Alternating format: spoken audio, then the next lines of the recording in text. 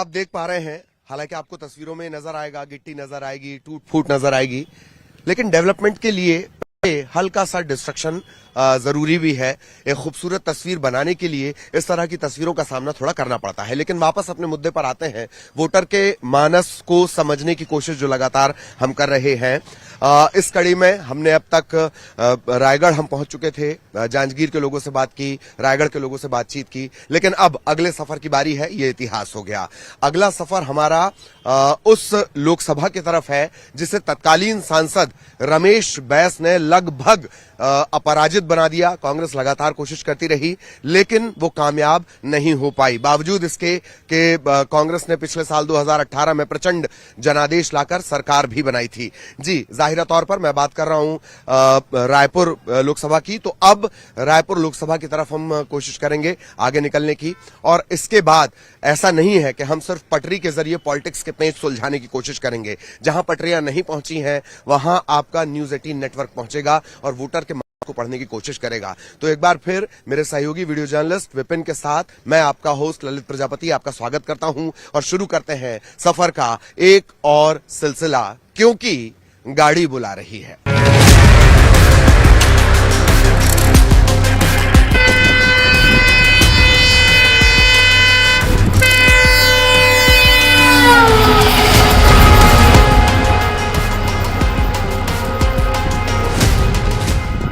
ये भी एक ट्रेन है। ट्रेन के बारे में बाद में आपको बताऊंगा तफसील से, लेकिन पहले आपको राजेशी को देखना चाहिए। आप पहले इस पूरे करतब को देख लीजिए। ये राजेशी है, छोटी सी।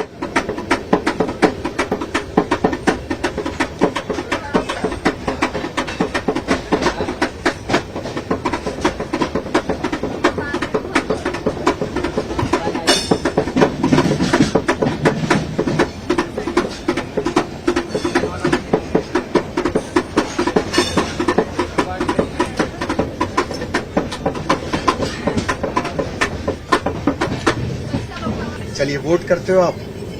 वोट डालते हो, मतदान करते हो? सारी स्कीम का लाभ मिलता है? राशन कार्ड नहीं बना है, चावल नहीं मिलता है। नहीं मिलता है? तो आपका राशन कार्ड क्यों नहीं बना? 5 साल हो गया है, अभी वोट देंगे तब फिर बनाएंगे बोल रहे हैं। अच्छा, अभी नहीं बनाया? लेकिन नहीं बना है। और बताते नहीं है कि क्यों नहीं बना रहे? कागज का में बोलते हैं। कागज का में बोलते हैं। कितने 2 बच्चे हैं आपके? है। रायगढ़ की ये वोटर हैं। मैं आपको ट्रेन के बारे में भी तफसील से बताना चाह रहा था, लेकिन उससे पहले ही मुझे ये नजर आए। राजेशी को भी आपने देखा। अब सवाल ये है कि आप इसे किस तस्वीर में रखेंगे? आप इसे अच्छी तस्वीर कहेंगे, आप इसे खराब तस्वीर कहेंगे? कुछ विवेक दर्शकों के ऊपर भी छोड़ देना चाहिए। अब मैं आपको इस ट्रेन के बारे में बता दूं, तकरीबन 2000 किलोमीटर का सफर ये तय करती है। और अगर छत्तीसगढ़ की बात कर ली जाए तो बड़े 3 लोकसभा क्षेत्र इस ट्रेन में आते हैं और बहुत तेजी से आते हैं। चूंकि मैंने बताया 2000 किलोमीटर का सफर ये सुपरफास्ट एक्सप्रेस है, अहमदाबाद सुपरफास्ट एक्सप्रेस, और कोशिश हमारी यही कि सबसे बात हो। हालांकि जो ज्यादातर क्राउड है वो पश्चिम बंगाल और गुजरात से जुड़ा हुआ है, फिर भी हमारी कोशिश है लोकल लोग मिले, उनसे भी बातचीत करेंगे और साथ ही जो बाकी के वोटर्स हैं उनकी भी राय जानेंगे। लगातार जारी है, गाड़ी बुला रही है।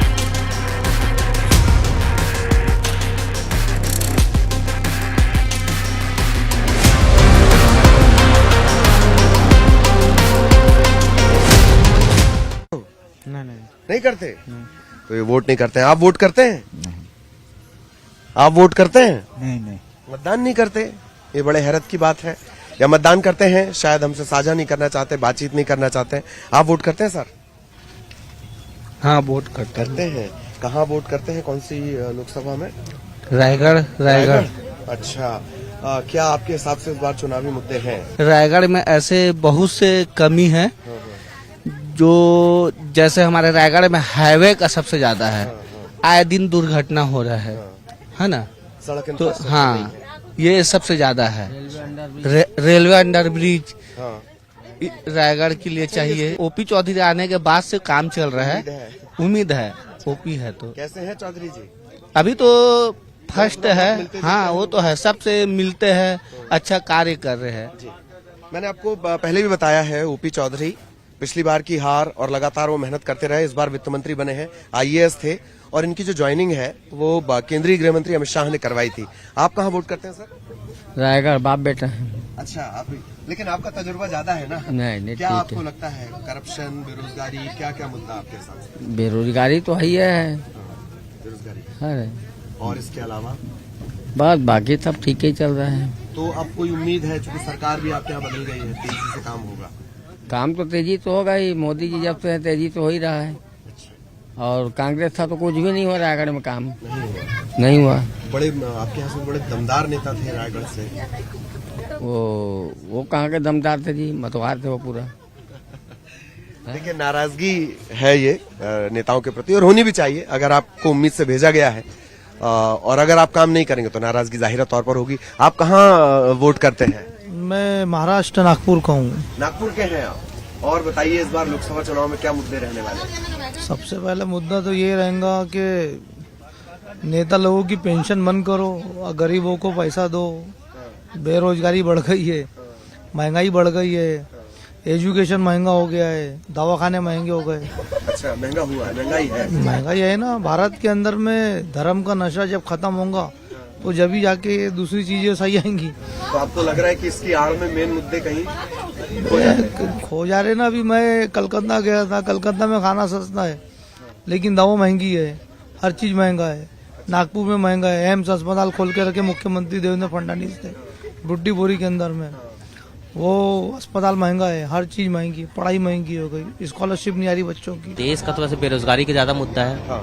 और दूसरा बोल सकते हैं तो आप एक आरक्षण के बारे में बोल सकते हैं, रिजर्वेशन के बारे में, जो जनरल कास्ट के बारे में होता है कि हमेशा सब कुछ होने के बाद भी वो पीछे रहते हैं। मतलब आप कह रहे हैं कि रिजर्वेशन हो आर्थिक आधार पे हो, आर्थिक आधार पर, जातिगत आधार पे ना हो तो ज्यादा बेटर है। क्योंकि ऐसा हो सकता है कि जो जनरल कास्ट वाले भी आर्थिक आधार पे पीछे होते हैं, जो हर चीज अफोर्ड नहीं कर पाते, उसके बाद भी वो पीछे रहते हैं। किसी कारण, किसी एक दो पॉइंट के बाद भी पीछे हो जाना पड़ता है उनको। तो ये भी एक बहुत बड़ा मुद्दा है कि रिजर्वेशन का आधार असल क्या हो। बात रिजर्वेशन से नाराजगी की नहीं है, उसका जो आधार रखा गया वो क्या होना चाहिए। आप भी वोट करते हैं? हाँ सर। क्या मुद्दे आपके हिसाब से? शिक्षा भी बेरोजगारी ज्यादा चल रहा है, बेरोजगारी बहुत है। क्योंकि आप एक लड़का जो घर परिवार चलाता है, उसके लिए अगर मान लो सपोज इंजीनियरिंग किया हो, उसके लिए अगर 10,000 मिल रहा है तो उसके लिए घर चलाना मुश्किल है। मतलब 3, 4, 5 लाख खर्च करके 10,000 नौकरी, और भी अभी उसके लिए भी बहुत स्ट्रगल करना पड़ रहा है ना। आप इंजीनियरिंग किए हो, आपको 10,000 नौकरी मिल रहा है, प्लस में आपको मम्मी पापा घर बैकग्राउंड चलाना पड़ेगा। तो इसके लिए एजुकेशन लोन हुआ, तो उसके लिए बहुत कुछ ध्यान देना चाहिए गवर्नमेंट को भी। हाँ, महंगाई तो बढ़ रही है सर, और महंगाई को रोकना इतना पॉसिबल नहीं है, क्योंकि हर चीज का वैल्यू बढ़ रहा है।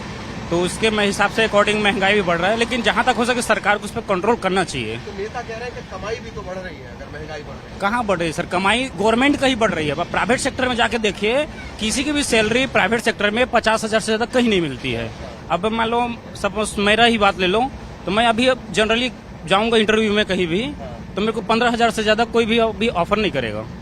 मैं भी खुद इंजीनियरिंग किया हूँ, तो कोई अभी जो फ्रेशर है 10,000 बोलेगा। अब मेरे को घर चलाना है तो 10,000 में आप खुद समझ सकते हो कितना पॉसिबल नहीं है ना। तो बड़ा सवाल ये, और जो बड़ा सवाल मैंने कहा था आएगा, कि 10,000 में एक घर कैसे चल सकता है, इसका अंदाजा आप लगाइए।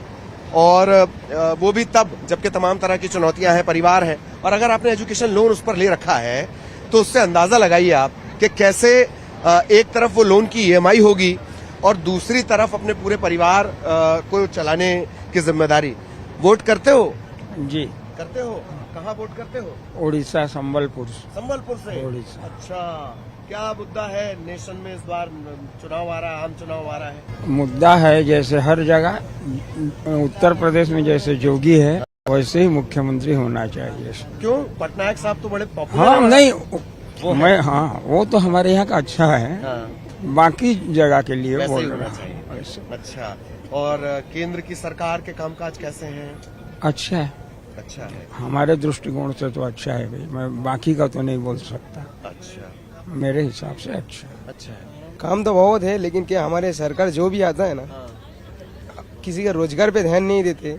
सब ये लोग क्या राजनीति कर करके इधर उधर की बात, मतलब हमारे देश में ना जॉब नहीं है। लोगों को खाने का चीज जो है ना इतना महंगा हो गया, लोग 10,000 रुपया कमाएगा तो खाएगा कैसे?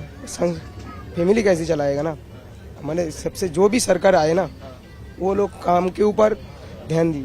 मुद्दे का तो नहीं बता सकते, हम लोग ड्राइवर आदमी हैं, घूमते फिरते रहते, लेकिन हम बीजेपी को वोट देते हैं बस।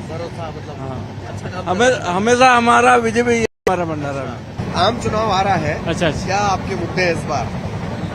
मुद्दे वही रहेंगे भाई, विकास होना चाहिए देश के, है ना। विकास जितने भी वो बने हुए हैं, जितने भी नीतियां आ रही हैं वो लागू प्रॉपर रूप से होना चाहिए। यही हमारी अभी नहीं होती है लागू। कहाँ बस आते हैं, अभी महतारी योजना वाले चल रहे, फॉर्म भरा रहे हैं। अब देखिए सबके में उतना अकाउंट में सब ट्रांसफर हो पा रहा है कि नहीं, पैसे आ रहे हैं कि नहीं। हाँ हाँ हाँ, महतारी वंदन योजना जो आ रहा है, खासकर प्राइवेट जॉब में टीचर लोग को सबसे ज्यादा परेशान है। गवर्नमेंट में तो अभी अच्छा दे रहा है अमाउंट, टीचर इसीलिए अधिकतर शिक्षक क्या कर रहे हैं, छोड़ रहे हैं टीचिंग को। मैं खुद टीचरशिप को छोड़ना चाहता हूँ क्योंकि इसमें पेमेंट नहीं है बस, और आजकल के तो बच्चे उतना देते नहीं रेस्पेक्ट जितना देते हैं, देना चाहिए। इसीलिए टीचरशिप के लिए थोड़ा सा कुछ होना चाहिए प्राइवेट, मेरे को ज्यादा लगता है। छत्तीसगढ़ में तो बहुत सारी टीचर्स की वैकेंसी है। हाँ वैकेंसीज हैं, लेकिन उसमें अब आता है उसके बाद फिर उसको लागू करना बहुत टाइम लग जाता है ना उसमें, और जल्दी से नियुक्ति नहीं होती है। अभी जैसे वोटिंग आ रहा है तो नियुक्ति फिर होगा, फिर उसका फिर 5-6 साल से अटक जाता है। इसीलिए तो अभी इस बार कांग्रेस आ रहा है ना, कारण वही है कि युवा जो लोग हैं, युवा वो गुस्सा है, वो उनसे नाराज है, कई सारे मुद्दों को लेकर है अभी नाराजी है। इसीलिए तो क्या कांग्रेस ने इस बात को सुना है? रोजगार एक बड़ा मसला था और बहुत बड़ा मसला, और बेरोजगारी को लेकर, युवाओं को लेकर पहले ये कहा गया कि बेरोजगारी भत्ता दिया जाएगा, उसमें कहीं ना कहीं देरी हुई। चुनाव में जब वोट करने जाते तो क्या दिमाग में होता है? दिमाग में यही रहता है कि कुछ बदलाव होना चाहिए। हाँ, देश का डेवलपमेंट भी अच्छा होना चाहिए और फैसिलिटीज मिलनी चाहिए। कहाँ कमी है? सरकार तो इतनी योजनाएं बना रही है। सरकार योजना बना रही है लेकिन प्रॉपर क्या है, व्यक्तियों के पास पहुंच नहीं पा रही हो। करप्शन बहुत ज्यादा है, करप्शन हर जगह अभी भी है। पैसा मांगते हैं। अभी अब देखो सरकार चेंज हुआ है, थोड़ा बहुत कम होते जाएगा, अभी तो तुरंत होगा नहीं। अभी हाल फिलहाल में फिर चुनाव है, होने के बाद अभी देखिए किसकी सरकार बनती है, फिर उसके बाद देखते हैं हाँ क्या होता है। करप्शन अभी भी एक बड़ा मसला बना हुआ है, बहुत बड़ा मसला है। और नेटवर्क 18 के लोगों की शायद ये खासियत है कि वो बच्चों को बहुत पसंद आता है, हर किसी को अपने हाथ में चाहिए होता है। पीछे जाने का मतलब करप्शन ही है। हाँ, लेकिन अब तो थोड़ा बहुत सुधार होते जा रहा है, उम्मीद है। देश के पीछे जाने की सबसे बड़ी वजह करप्शन है। कोरबा ये जा रहे हैं, और जो मार्के की बात जो इन्होंने कही, करप्शन को लेकर तमाम तरह के वादे किए गए। करप्शन अकेला है कैसा मसला है जिसे हर सरकार ने कहा कि वो उससे फाइट करेगी। कहाँ जा रहे हैं सर? बिलासपुर छत्तीसगढ़ के ही है। हाँ, छत्तीसगढ़ रायगढ़ के। क्या चुनावी मुद्दा है इस बार आपके हिसाब से? क्या लगता है, बताइए क्या कमी है, क्या अच्छा है, सब बताइए। नहीं, अभी सब ठीक है। ठीक है, और ट्रेन वेन में फैसिलिटी बढ़ना चाहिए, शिक्षा के हिसाब से सही। हाँ जी, एजुकेशन बढ़ना चाहिए है, तमाम सुविधाएं हैं। हाँ, सब तो ठीक चल रहा है, चलेगा जैसे चल रहा है वैसे चलेगा। क्या चुनावी मुद्दा? चुनावी मुद्दा तो बेरोजगारी पे रहेगा सरकार के। बेरोजगारी, रोजगार के तो वादे कर रहे हैं, सारी सरकारें कर रही हैं। कहाँ रोजगार की बात ही करने से थोड़ी ना होती है, रोजगार आनी भी तो चाहिए। जिस हिसाब से वादे किए गए हैं उस हिसाब से आई नहीं है। जैसे रेलवे में बताया गया था कि कम से कम 2 लाख वैकेंसीज आने वाली है, अभी फिलहाल में 5000 वैकेंसी आई है, उस पे बस नोटिस जारी कर दिया गया है। तो युवाओं के लिए सबसे मुद्दा बात यही रहेगी कि 2027-28 तक वैकेंसी सबको मिल जाए। और जो भ्रष्टाचार हो रहा है, जैसे छत्तीसगढ़ में पीएससी को लेकर के बहुत विलुप्त छाई हुई है, तो उसमें पारदर्शिता होना चाहिए। खतरनाक वाला था सोनवानी साहब का पूरा खानदान टाप हो गया उसमें। तो हम वही चाहते हैं कि जो दोषी है उनको कार्रवाई हो। नए सरकार से तो यही उम्मीद है, नए सरकार तभी तो हम लोग चेंज करके ही लाए हैं। पिछले सरकार से तो कोई उम्मीद रही नहीं, 3 साल लॉकडाउन में चले गया, बाकी 2 साल में कुछ हुआ नहीं है। आने वाले साल में देखिए कुछ नया हो जाए। और छत्तीसगढ़ के लेवल पे भी वैकेंसी, छत्तीसगढ़ की वैकेंसी निकलनी चाहिए। जैसे नया सरकार गठन होने के बाद में अभी एक भी एग्जाम कंडक्ट नहीं हुई है, जो काफी लेट लतीफी है। सरकार गठन हुए 3 माह हो गया लगभग। अब ये स्टेट पीएससी हुआ है अभी बस, उसके बाद से कोई भी एम्प्लॉयमेंट हुआ नहीं है। जो पिछली वैकेंसी है वो भी रद्द हुई है। एसआई भर्ती हो गया आपका 5 से 6 साल टाइम हो गया उसको। उसके लिए भी युवा बहुत ज्यादा आंदोलन कर रहे हैं। तो हम चाहते हैं कि इन सब मुद्दों पे पारदर्शिता हो, वैकेंसियां जल्दी आए, जल्दी निपटे, लोगों को रोजगार मिले और बहुत सारी उम्मीदें हैं। देखिए इस लोकसभा चुनाव से तो उम्मीदें बहुत सारी हैं, वो पूरी होती हैं नहीं। उम्मीदें पूरी नहीं होती हैं तो जैसे इन्होंने बताया युवा हैं, लोगों को नाराजगी व्यक्त करते भी वक्त नहीं लगता है अगर उम्मीदें पूरी नहीं होती हैं तो। क्या कमी है आपके हिसाब से, क्या मुद्दा? मुद्दा अभी देश के लिए मोदी चाहिए, सबके लिए वो मोदी अच्छा है अभी।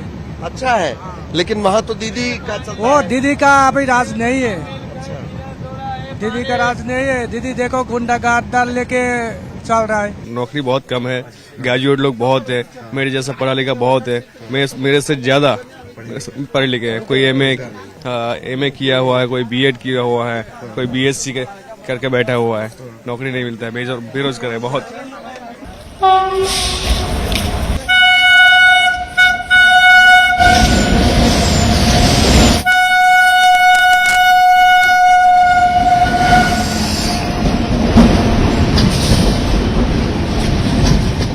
तो मेरे पीछे आप देख पा रहे होंगे, अब हम रायपुर पहुंच चुके हैं, गाड़ी बुला रही है और अब ये टीम, आपको बार बार इसी तरह का बोर्ड देखना पड़ेगा क्योंकि हम इसी के जरिए अलग अलग लोकसभा क्षेत्र जो हैं वहां की बातें करेंगे, उनके वोटर का मानस परखने की कोशिश करेंगे। हम आपको ये वादा करते हैं कि हम वहां भी जाएंगे जहां पटरियां नहीं पहुंची हैं, वहां का भी एक पॉलिटिकल माइंडसेट क्या होता है लोगों का, वो भी आपको बताने की कोशिश करेंगे। तो लगातार अभी ये सिलसिला जारी रहेगा। फिलहाल इस यात्रा के लिए, इस सफर के लिए मुझे यानी ललित प्रजापति और मेरे सहयोगी वीडियो जर्नलिस्ट विपिन राय को इजाजत दीजिए। बाकी ये सिलसिला सबसे बड़ा रेल नेटवर्क और सबसे बड़ा न्यूज नेटवर्क, उस पर गाड़ी पर चढ़कर लोगों से बातचीत का ये सिलसिला लगातार जारी रहेगा क्योंकि गाड़ी बुला रही है।